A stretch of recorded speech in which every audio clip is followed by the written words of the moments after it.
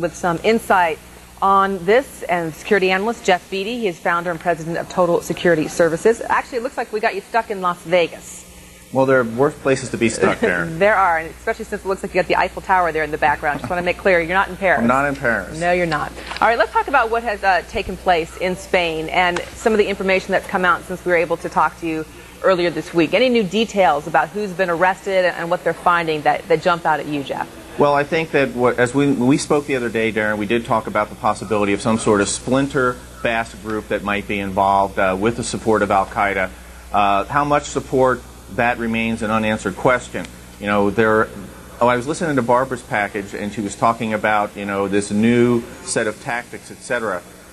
It reminded me of the situation that we saw, 15, 20 years ago, when it was suspected that Greek terrorists were actually playing host to Middle Eastern groups and mounting aircraft bombings and the Achille Laurel and everything else out of Greece. So we have seen this type of thing happen before. All I can say is it's new for Al-Qaeda because they have been very, very cautious in who they reach out to, knowing that every time they communicate, it's a way for the Americans to detect them and maybe go and find them. It does have a certain element of exposure. For the sake of conversation, let's assume it was Al-Qaeda.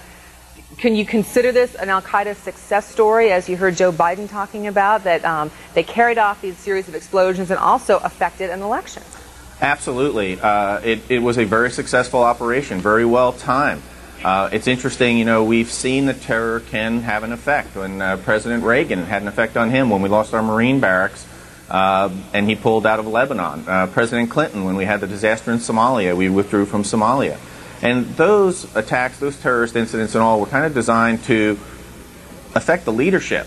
What's interesting to me about what we saw in Spain was this attack was designed to affect the electorate, to influence the electorate. You know, and you can talk bravely, but when you get in the privacy of the voting booth, you know, fear and worry about your own personal safety, it can certainly make a difference, and it did in Spain.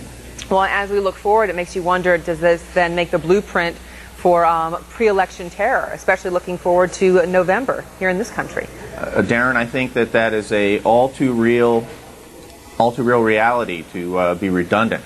We believe that there is a probability that Al-Qaeda will try to attack the United States prior to the elections.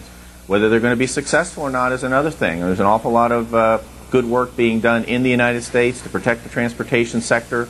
We're way better than we were before. But we believe that they will be learning from this attack in Madrid, and that way they will try to do the same thing in the United States prior to our election in November.